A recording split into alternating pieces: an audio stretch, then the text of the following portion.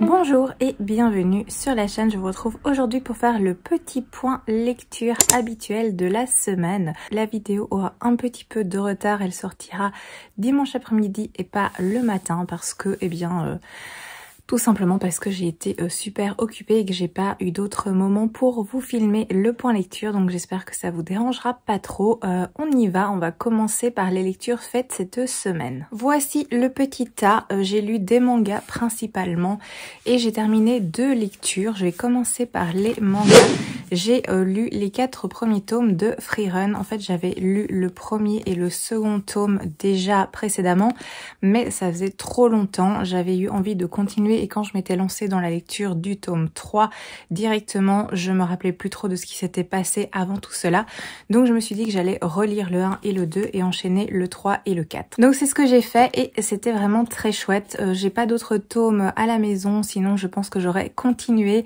J'ai dû m'arrêter au 4e. Je vous montre un petit peu ce que ça donne à l'intérieur au niveau des dessins, mais je suppose que vous connaissez peut-être ce manga parce qu'on le voit quand même assez souvent passer. Voilà un petit peu ce que cela donne. Et donc dans cette histoire on va suivre Frieren, évidemment comme son titre l'indique, qui est une elfe. Elle a participé avec un petit groupe de personnages qu'on voit ici sur la couverture à un combat épique et légendaire face au roi des démons. Leur équipe a remporté ce combat et en fait l'histoire commence quand ils reviennent en fait de leur voyage, de leur quête suite à leur victoire qui sont acclamés et que le petit groupe du coup va se séparer parce que la quête est terminée. Ils vont donc partir chacun de leur côté et on va suivre Frieren qui est une elfe, donc qui a une vie extrêmement longue, qui a pas du tout les mêmes émotions que les autres personnages et principalement les êtres humains. Elle va donc parcourir le monde, se familiariser un petit peu plus, s'entraîner un peu plus au niveau de la magie et elle revient 50 ans plus tard pour faire un petit coucou à ses anciens compagnons. Pour elle, 50 ans ce n'est rien du tout, mais évidemment dans la vie de ses camarades c'est extrêmement différent. Ils sont changés, ils sont âgés, il y a eu des petits changements bien entendu dans leur vie. Elle va être un petit peu étonnée de cela. Elle savait que les humains avaient une vie beaucoup plus courte, mais pas à ce point-là. Et tout cela va remettre en question plein de choses et on va la suivre par la suite.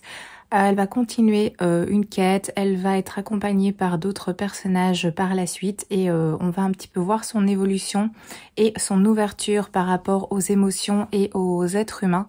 Donc c'est vraiment super sympa à suivre, il y a plein de combats, il y a des aventures, il y a des petits moments un petit peu plus doux, plus posés, il y a de la magie, il y a des personnages touchants, attachant. Donc moi j'aime vraiment beaucoup cette saga, cette série manga. Donc j'irai me chercher la suite dès que possible pour pouvoir avancer. Ensuite j'ai lu celui-ci qui est L'été meurtrier d'Oxford. Le plaid coupable, c'est de H.Y. Anna. C'est le 12e tome de cette série de Cozy Mystery qui sont édités chez City et aussi en auto-édition. Donc voilà, je suis maintenant à jour. Il n'y a pas d'autres titres qui sont sortis. Je peux attendre patiemment que la suite arrive. Je vous en ai parlé plein de fois de cette série de Cozy Mystery et j'ai passé un très bon moment. Ici on va suivre Gemma et Cassie, sa meilleure amie en Écosse, évidemment comme tout l'indique dans le titre et la couverture.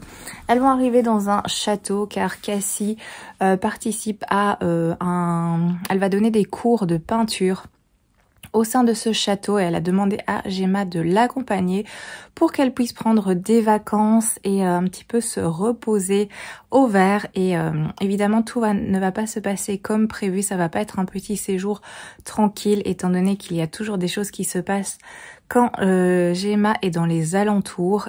Une enquête va démarrer et on va suivre tout cela bien entendu et j'ai apprécié. On retrouve les petits personnages habituels. Donc il y a bien sûr Gemma, Cassie, mais il y a aussi Muesli, son chat. Et on va avoir les chouettes qui vont débarquer également, les vieilles chouettes qui vont arriver au château. C'était très plaisant à suivre, c'est cosy, c'est agréable, ça se lit très bien. C'est tout ce qui me plaît de manière générale, mais encore plus actuellement parce que la lecture est toujours un petit peu ralentie et avec ça, c'est beaucoup plus fluide et ça me permet quand même de lire quelque chose. Donc c'est très agréable et très plaisant. Donc voilà, je vous recommande encore une fois ce Cozy Mystery si vous appréciez le genre bien entendu ou si vous voulez tester. Il y a 12 tomes actuellement. Donc il y a déjà de quoi faire et de quoi découvrir. Donc voilà pour cette lecture. Dernière chose, j'ai terminé celui-ci qui est Iron Flame, le tome 2, donc écrit par Rebecca Yarros aux éditions Hugo. Hugo Roman, vous le connaissez je pense ce livre bien entendu, j'ai cette édition-ci avec Jaspage et édition reliée. C'est un 2e tome donc je vais pas trop vous en parler pour pas vous dévoiler d'informations. J'avais adoré le 1er tome, franchement c'était pas un coup de cœur mais presque, j'avais beaucoup apprécié cette histoire. Plein de mystères, de secrets, d'intrigues politiques, de complots. De magie, de dragon, bien entendu, il y a de la romance, il y avait 2-3 petites choses qui me dérangeaient, mais ça avait passé. C'était un petit défaut par rapport à tous les avantages et les points positifs que j'avais retrouvés dans le 1er tome. Alors ici le 2e tome m'a moins plu, j'avoue que j'ai été moins immergée, moins plongée. Il est énorme et c'est vrai que j'y ai trouvé quand même quelques longueurs qui ont alourdi ma lecture. Il y a la romance qui est présente et qui est quand même assez fortement présente dans ce 2nd tome. Dans le 1er tome ça m'avait pas trop dérangé mais ici ça m'a un petit peu agacée.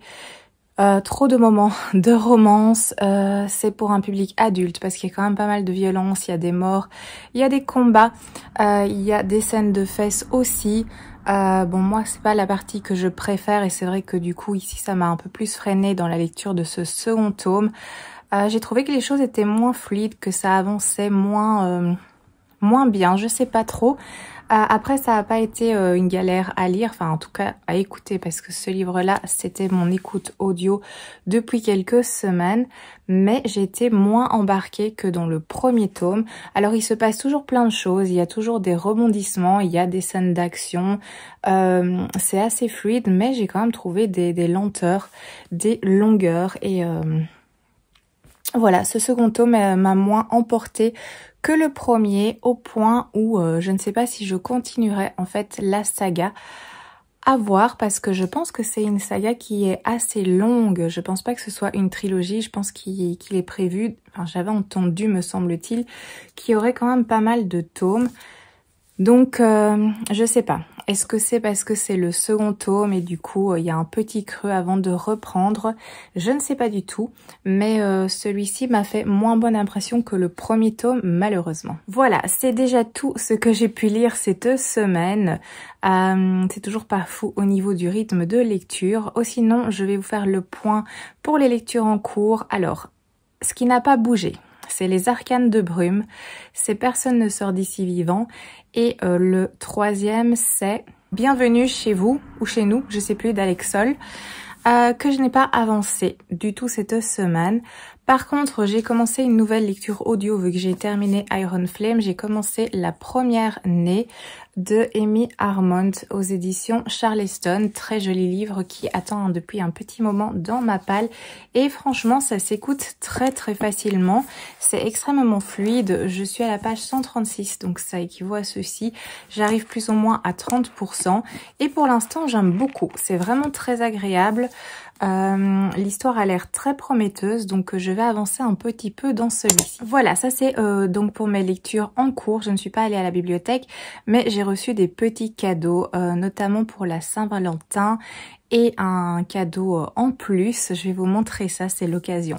Alors le petit cadeau comme ça, sans raison particulière, c'est celui-ci, c'est Mémoires de la forêt de Michael Brun-Arnaud, La saison des adieux. C'est le dernier tome qui représente du coup le printemps, qui se passe au printemps. J'ai lu les 3 précédents et je suis très curieuse de découvrir celui-ci. Je pense que vous connaissez Mémoires de la forêt. On en parle énormément, on en a parlé énormément. C'est des livres qui sont un petit peu illustrés. Donc il y a des petits dessins de temps en temps dans les pages. C'est vraiment très joli. C'est pour évidemment un public plutôt jeunesse. C'est vrai que moi, mon préféré c'est le premier. Après, le deuxième et le troisième sont un petit peu moins réussis, je trouve, mais c'est peut-être parce que la surprise, la découverte n'est plus là. Mais j'ai quand même passé un très bon moment avec le 2 et le 3 malgré tout, et j'ai très envie de voir ce que le 4e peut donner et terminer du coup cette saga. Et pour la Saint-Valentin, du coup j'ai reçu en premier celui-ci, donc qui sont Héritiers de poussière de J.M. Miro aux éditions de Saxus, qui est un second tome. J'ai le premier tome dans ma palle et je ne l'ai pas encore lu, mais d'après les échos que j'en ai entendus, je pense que je vais apprécier ce genre d'histoire, et du coup c'est pour cela que j'avais mis le tome 2 dans ma wishlist. Du coup j'ai pu le recevoir. J'ai également reçu celui-ci qui est Blood Guard de Ceci Robson aux éditions Corrigan. Je pense que vous l'avez peut-être vu passer, c'est une sortie toute récente où il est question de gladiateurs. Donc ça m'intéresse quand même pas mal. Je suppose que ça se passe durant la période antique. Logiquement, voilà ce qu'il donne à l'intérieur. Il est jaune avec du rouge et on a cette illustration comme ça